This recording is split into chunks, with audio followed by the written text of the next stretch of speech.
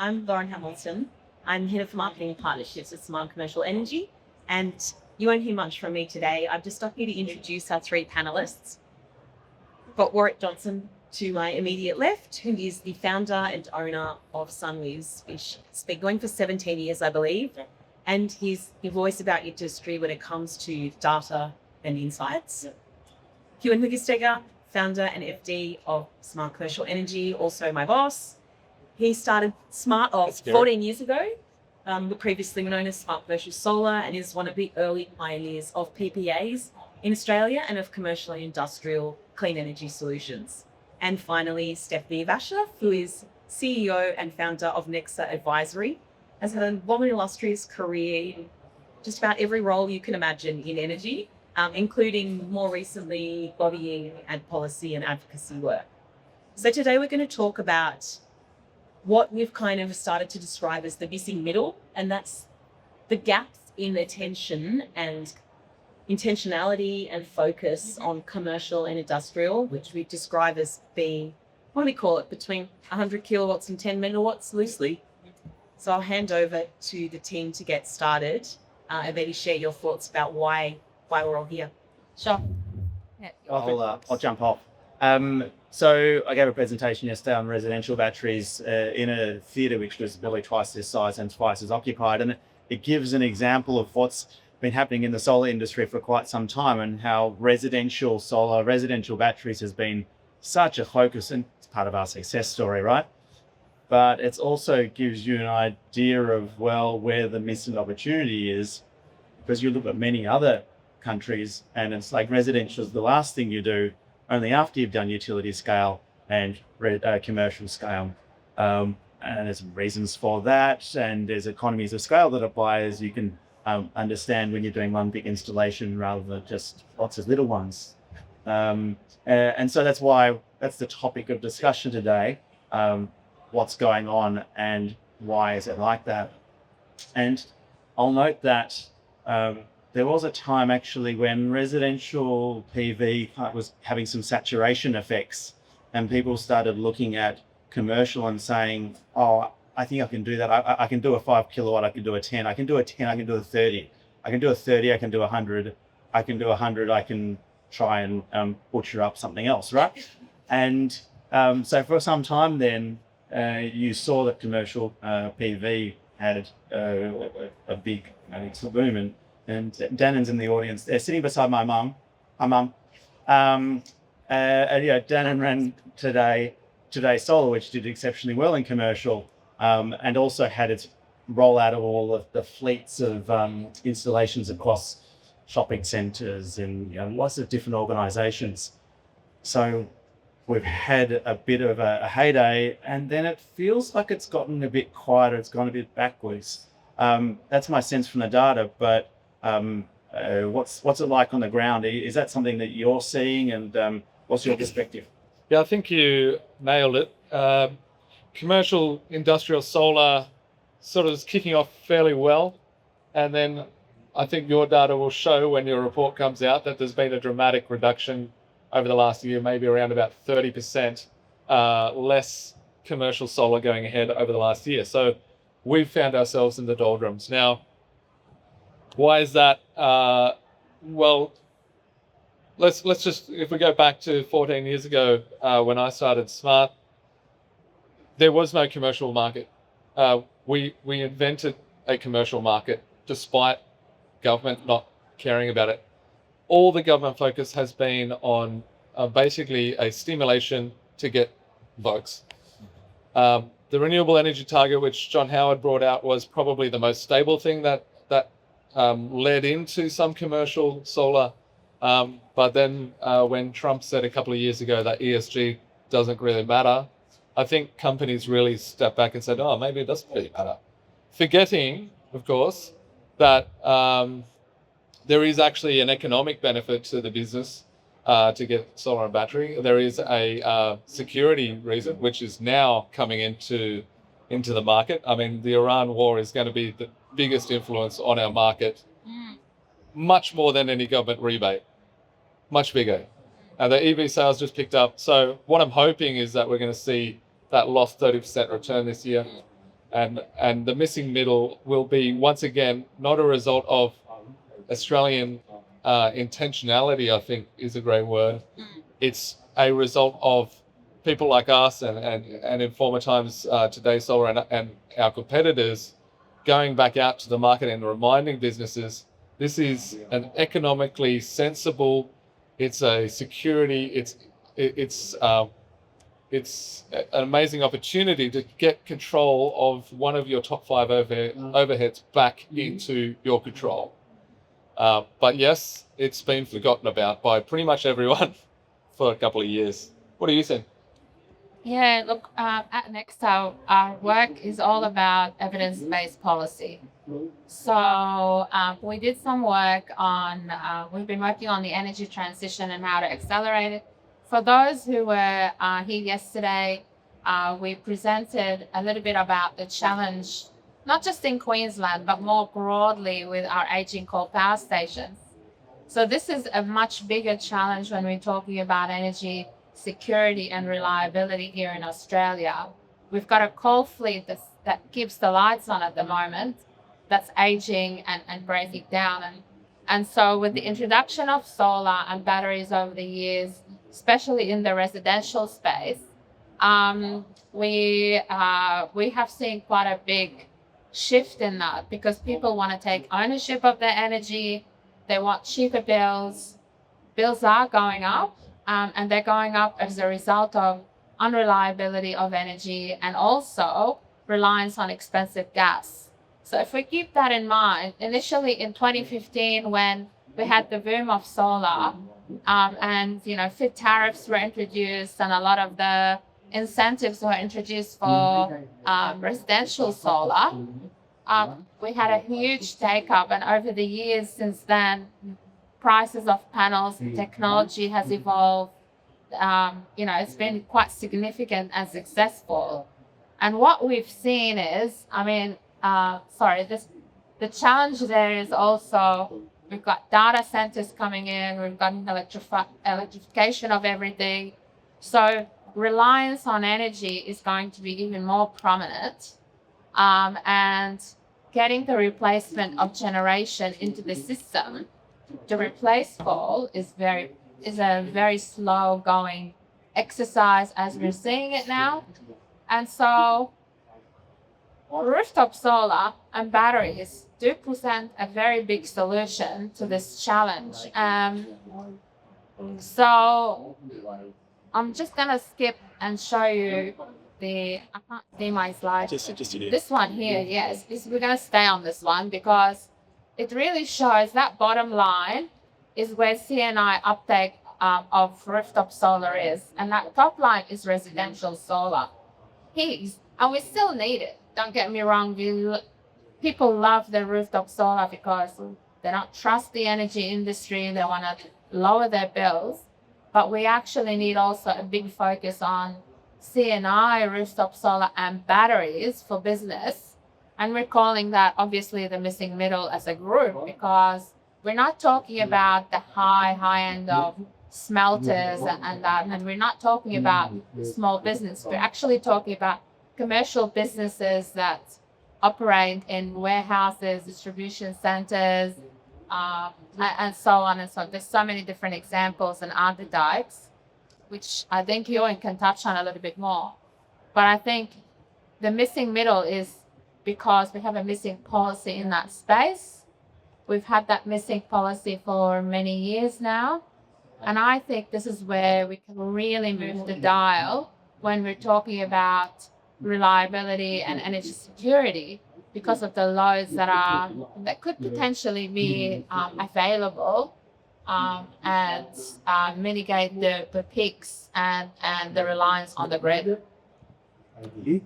I'd say that the LGC market has been the only sort of thing which has supported the commercial solar, and yet, from what I understand, the $3 the bottom has fallen out of it. To put it politely. And so, one of the ideas which I think you've floated with others has been that we should be having STCs up to a megawatt or something like that. You might have more competitors muscling in on the space, but it would probably Why stop at a megawatt? If we're going to go down that path, should we be expanding it so that it focuses on the big chunk of that missing middle? But that's just my view. The reason I'm sort of not so keen on that, expanding the SDC model, is because SDCs are a deemed payment, which means that we're forecasting that this system will create X amount of renewable energy. And regardless of whether or not it does, you get that payment. And I think that's a problem. And I don't want our customers to be buying a system and getting a rebate without actually fulfilling our obligation to offset that carbon. Absolutely. And therefore, I think the LGC mechanism was quite a good one in that it was measured and verified and then created and then traded. The issue is with the LGC model is that it was basically uncapped from 100 kilowatts up to 200, 300, 500 gigawatt, whatever you want. So when a very big wind and solar farm come online, they erode the value of that very quickly by oversupplying the market with these certificates. So the missing middle is truly missing because there has been no mechanism specifically carving out that part of the market. So a dedicated scheme for that to address the issues of, basically dedicated just for that, I think so. if you like, For the class rooftop, of customers for rooftop solar and batteries. this is about moving. Australia has the opportunity now to move the biggest needle to move in energy space is that commercial industrial rooftop. We all fly over the States as we're coming into land. You're looking out the window and you can see a lot of little solar systems. And then you look at the vast impact that we're not currently having on that commercial industrial. Huge potential. Probably, let's say that 3 or 4% of industrial buildings now have solar. You probably have a better number than that. But I'm wondering if Warwick can frame the size of the gap here that we're talking about. If we have 40% residential penetration, do we know what we're talking about? A commercial and industrial. Man's has got it. We don't have a good number on it, but it's I've heard far 8 or lower. 9%. But- Does that feel about Yeah, right? but then you're talking about percentages of businesses with it, but you look at the rooftops and it's like they're not even fitting up your roof. So it's a change of roof space. We've done some calculation on the potential gigawatts, and it's about 28 gigawatts so 28 gigawatts. So to give you some perspective, Collide, for example, is 1.6 gigawatts. Collide, which is a power station in Queensland. For those who come from New South Wales, Bararing Power Station is 2.8 gigawatts. Lebanon is 1.7 gigawatts. So what we're talking here about 28 gigawatts, that's, more than the 15-fold of the whole power stations that we've got today. It's also, the residential run rate for 10 years. Absolutely. For PV, Yeah, so- and the amount of, you could imagine, because of their large loads, the benefits to the system is huge. And the thing is, who's using power in the middle of the day when solar is active? It's the businesses, right? So up until just this year, the actual daytime peak was around about 24 to 27 gigawatt of demand at any one moment. So all of that power could be being met by commercial rooftop right now. This year, we actually hit a peak of 38 gigawatts. That was in January, which was a new peak for the Australian grid, which is massive, by the way. That's a huge increase over a very short period of time. I can only assume it came from EVs and a lot more air conditioning and data centers, those three main things. But 42% of that energy came from solar power, from ground mount and rooftop solar. But that means that the remaining power came from a whole bunch of other generation, right? Yeah. The reality is we could be producing all of that energy very cheaply with rooftop solar. And as we said, let's say even 8% of buildings commercial buildings might have solar, but only 1 or 2% of actual roof space is being used. Now, there's a couple of factors that lead into that, and this is where government could move the needle on policy. Thankfully, in 2019, the structural codes were modified so that every large-scale building now needs to accommodate solar.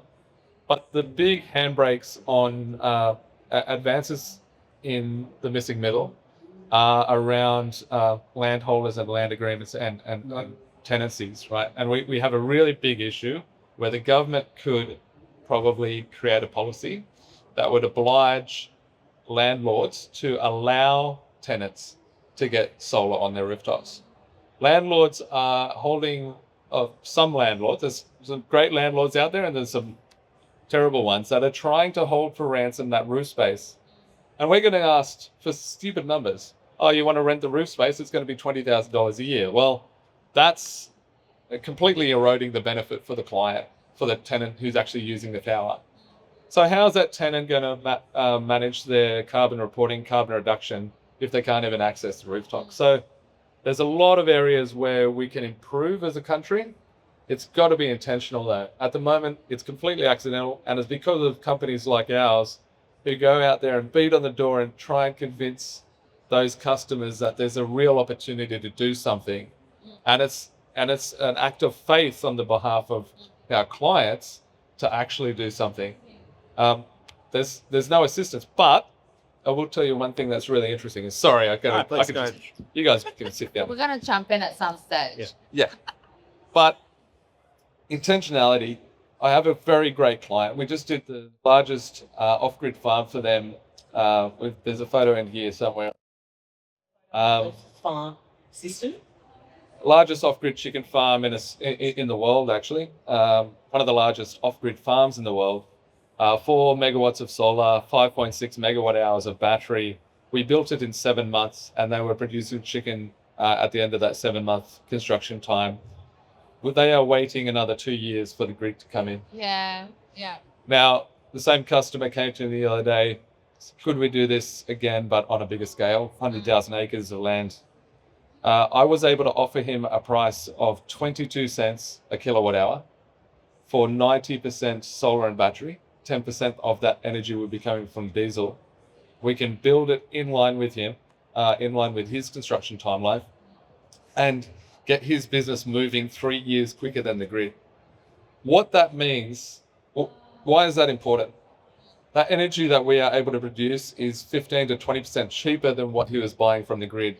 We are building faster than the grid, which says solar and battery is now cheaper on a per kilowatt hour basis than any other form of energy. Absolutely. It's faster, cheaper, more resilient, more deployable. And so if there's one message I could tell everyone is that tell everyone in business that solar and battery is now cheaper than anything else they can buy. And to me, somebody at the trade show came to me and asked, if they have their way and increase the daily standing charge from $1.40 per day to $5 a day, is that going to thwart solar and storage? I'm thinking like, no, I reckon at $5 a day, I'd disconnect from the grid and possibly get a generator just for that little bit that I don't have now that I've got my 50 kilowatt hour battery, right? So there's government policy. You can create a market we talked about. I like the idea of governments actually going and flipping the power between landlord and tenant, right? So you have to allow this. That's something they can do. But I'm also interested in just seeing what the market does. Two things I see happening in the market now is, firstly, if gas prices go up, that they set the marginal cost of power, right? And C&I and wholesale exposed people feel that first. So we might start to get a lot more solar from that. I'm also want to make sure we hear your perspective on C&I batteries. The second bit is data centers, and those are coming. You can't fit enough solar power on a roof to cover the power needs of a data center. But if you start tapping on the nearby roofs of people who aren't using as much power, so long as you can get the power flowing through the network suitably, then I think there's an opportunity there. But yeah, keen to hear on your perspectives on those, both the Iran impact on gas. What are the non-governmental drivers that are going to have? I think gas has always been a very expensive fuel. Even though we're an exporter, we still I guess not. This doesn't include WA, of course, because they have very, very cheap energy and supply from gas. But everywhere else in the national electricity market, gas does set the price of electricity. We export it, then we buy it back at an expensive price. And that does impact our wholesale prices. Of course, wholesale prices in electricity are impacted by a number of things: weather, supply and demand, gas availability, coal availability, all of those different things. But over and over again, the top three are unreliability of poles, gas prices, and extreme weather events. If I want to kind of sum it down. So having the technology now to allow people for democratized energy, which is what we should be pushing for, allow, decentralization of energy as well, because for decades now we've relied on centralized energy that moves around. We've now got the technology and it's cheap, and we end up in a much cheaper environment if we could do that. I think there's a few different barriers in the way. Of course, the schemes and incentives, and that is one, but I think there's a lot more at play.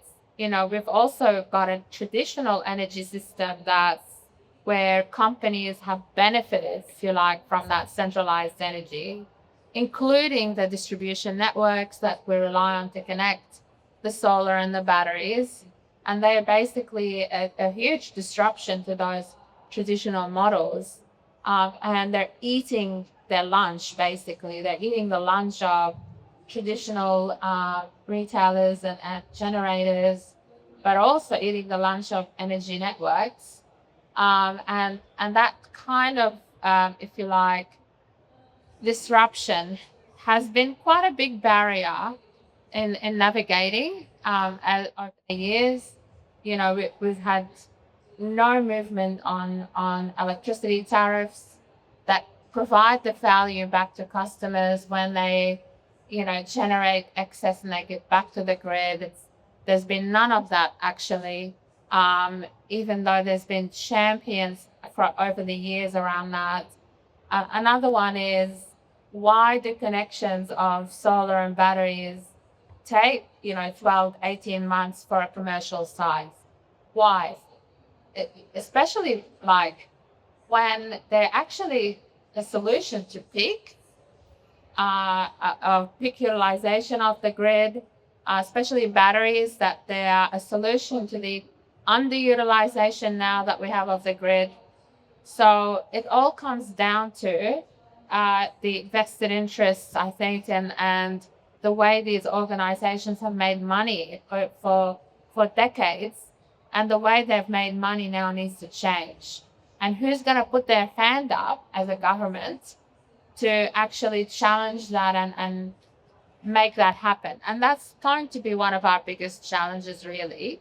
There is a lot of work coming up over the next 12 months in reforming the electricity distribution grid and tariffs and connections and that. But these things do require quite decisive policy setting to allow for these to happen and happen faster, because we're missing out on the opportunities. And it will take a big blackout.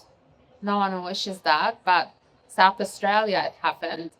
And that basically moved the dial quite significantly. And we're looking at some of that happening, whether it's in Victoria, probably more prominent, and New South Wales, but definitely in Queensland, unless we can get the dial moving a lot faster. What's happening with commercial batteries? You're one of the most experienced companies in commercial batteries. Note, actually, we've got a great software provider at the back there, Orchestra. So if you are looking at C&I batteries and evaluation, then just go and tap them on the shoulder. They do a good job. But you got the runs on the board as well. Aside from the chicken farms where the fair case for things if they don't have the grid, what's happening with C&I batteries? Because in our report, we have a focus on that, and learning from a survey we ran with Orchestra, what actually helps those to sell. Happy to share some of that information, but I'm keen to hear your perspective on that. Brunson's round. I think the market opening up to behind the meter trading to in front of meter has certainly changed the economics of a battery. So there's a traditional battery. You'd have your solar generating on the roof, you'd store the energy and you'd use the power then later at night on your site. A couple of years ago, things started to change. We were able to start trading that battery out into the spot market. So we'd charge the battery with solar, and now most people on homes have like an Amber or other VPP type trading, where you're trading a battery out into high-priced market events.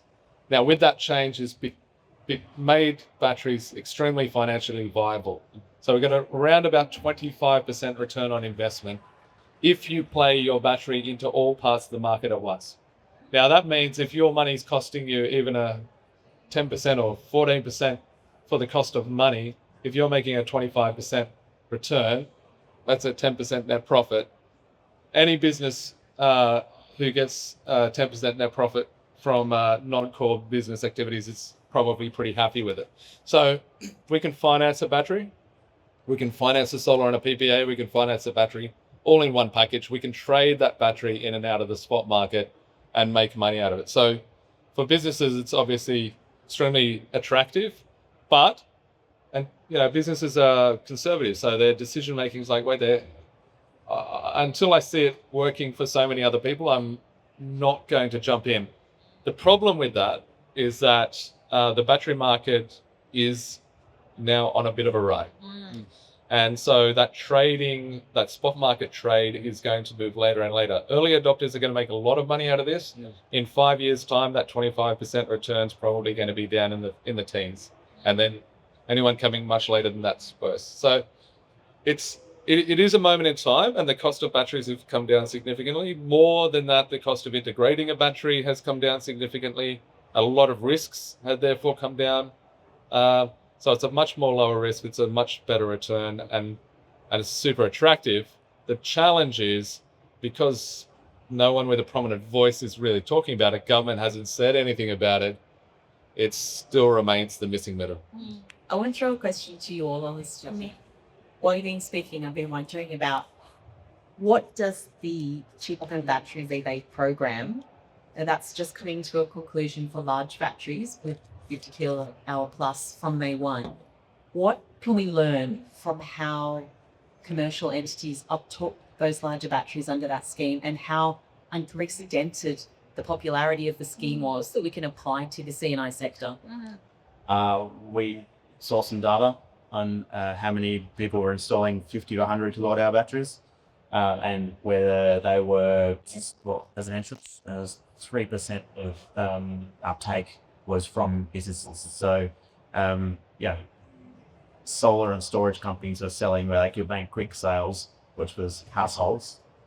Businesses didn't get their skates on and let time to take advantage of those batteries. Will you redo those numbers? Because I know, speaking from Smart's perspective, we've seen an incredible, I forgot to do my homework until the last minute situation going on with that rebate program as it comes to a conclusion. I'd be interested to see in the later part of the initiative how much businesses, the slower sales cycle has impacted their ability to uptake that rebate. Sure, yeah, us being in that.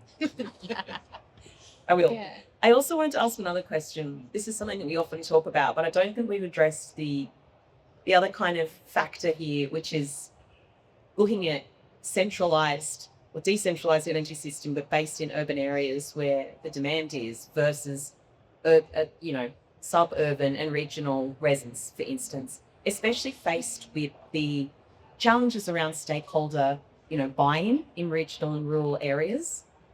Is that not a strong argument, and is that not something that the government are propelled by? I might just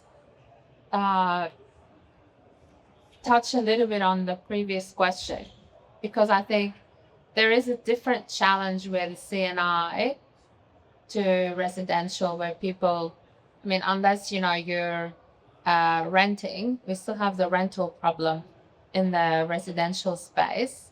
And you see that there's a lot of states that are working on that at the moment, solar for rentals.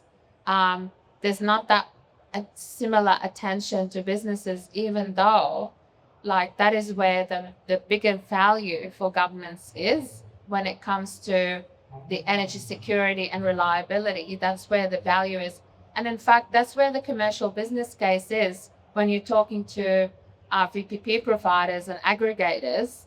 They'll tell you the actual VPP for a CNI is a lot more commercially viable because of that larger load and being able to trade and things like that. So the problem though is, again, it's that tenant owner occupier issue where a lot of those big roofs aren't actually the owners of the people who are occupying those distribution centers and shopping centers and things like that. So I think there is something of a coordinated effort to provide a value to those owners of properties that would then incentivize them to basically make it open up, if you like, and allow for solar and batteries on those properties. It is something that we are working on at the moment. So we are doing a bit of, if you like, a big policy piece of work where we're modeling the benefits of a scheme for the missing middle, as well as what are some of the policy asks to help move these big chunky challenges along. And that's where you guys, Smarts and others could step in, and because you're doing it every day and you know exactly what would help to move things along.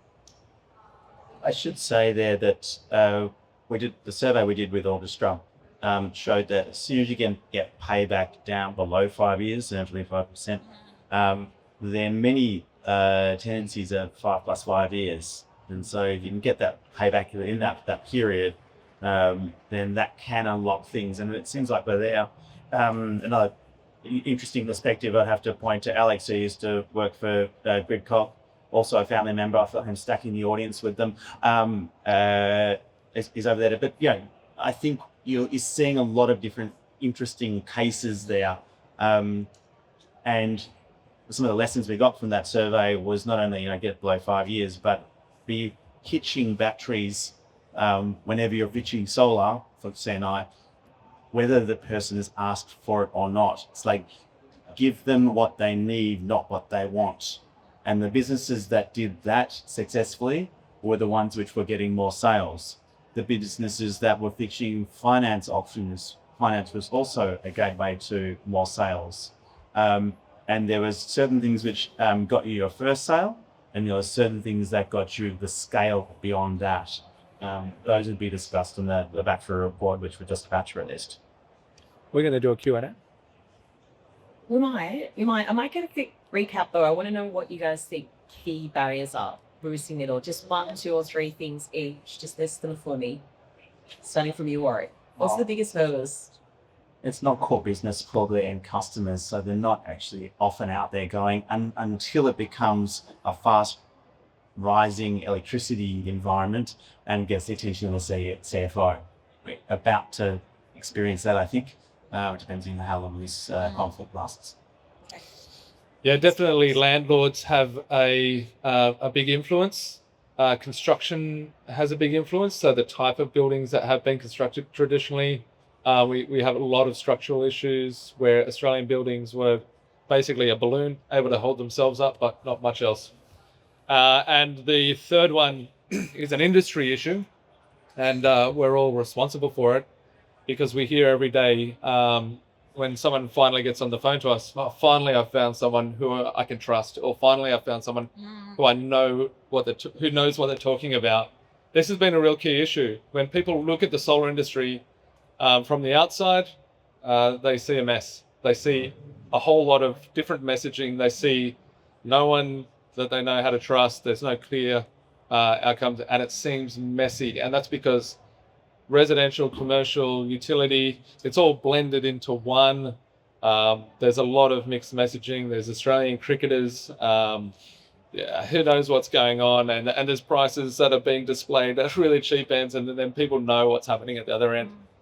Giving cowboy, basically. It's pretty gross. Yeah. It's pretty gross, and like we're the beneficiary of it. Smart is because, but obviously we also lose some rooftops to cowboys.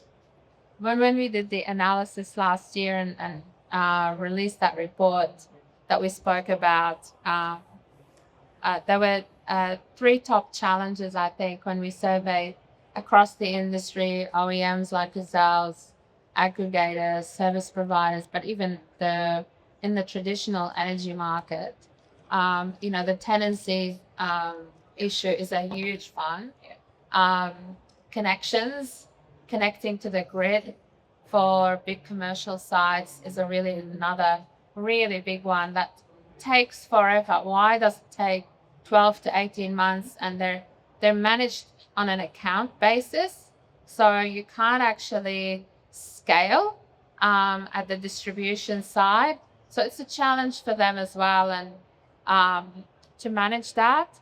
Of course, I can't stress enough the outdated network tariff design, because otherwise, as you say, how do we create value and incentives for customers beyond just government handing out incentives? We need those tariffs and retail contracts to be innovative in terms of the way we service these customers. And again, I guess government policy and incentives in that space for that missing middle would have to be, I think, one of the bigger ones, just to create a sense of, if you like, awareness. Yeah, it's not even necessarily about the nature of the exactly. It could be a scheme that, taking on what you were saying about the home battery scheme, it could be just a 30% off whatever size battery you've got. We'll shave off 30% just to create that sense of awareness that this missing middle is a really important segment in the market. I've got 1 minute left. Or one second if you have any questions. It strikes me, as you know, schools, a lot of them was a rollout of solar on schools, state schools, so there's no landlord-tenant issue that I'm aware of. They put solar on to cover their daytime costs, that's all going up. But surely the need for EV charging, the opportunity for VPKs, the opportunity for batteries, does the economic case stack up? Do we need that tariff before we actually get there, or what else do we need? The awareness, or what is it?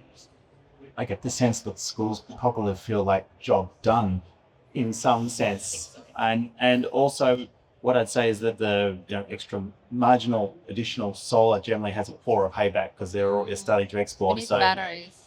but yeah, the increasing load and electrification of schools can go hand in hand with more solar, but I don't know it's going to be the thing which unlocks a market like greater awareness would be. That said, I was advising a government on whether they should be having commercial incentive programs, and I looked at it and said, if you're already getting 5-year paybacks on about a quarter of installations, then do you really need to stimulate this market? Yeah, it's an awareness thing. It's ultimately it's an awareness thing, and a small step in the right direction from a meaningful voice being the government would be probably enough to kick it along. A government could assess it on a network basis because the government's effectively underwrite networks. If a network adds $1 billion of gold plating to their network, their returns are actually underwritten. They just tell the government how much they're going to charge for that network next year. Here in Queensland, because they're government owned. Well, yeah. So if the government wants to find the economic payback for itself or for the network, it's very easily discoverable in commercial industrial. The poles and wires are strong enough in industrial centres to backfeed and take that backfeed of solar and battery. And they are reducing the amount of upgrading of networks for the future. So future-proofing a network, governments could easily rationalise a small feed-in tariff or a small direct benefit to commercials who adopt this. Absolutely. Any questions? Hi guys, I just wanted to address the landlord issue in this up, and then I guess pose the question of how do you see us as an industry coming up with a solution with government to actually have government take action on this, right? Because there's always been talk about, we see what would make a difference, but there seems to be this stopgap between the industry and the government, and I guess how do we close that gap to see some real Stephanie is the answer. Yeah, I think there needs to be a She's the answer. incentive for government to actually do something about this. And I'm not sure if there's a better time than now to do that, especially where all the states are really struggling with getting the big, large-scale renewables coming online fast. And that's because transmission is being built fast enough, and there's a lot of cost blowouts around that. So if there isn't a time more prominent than now, I'm not sure what is.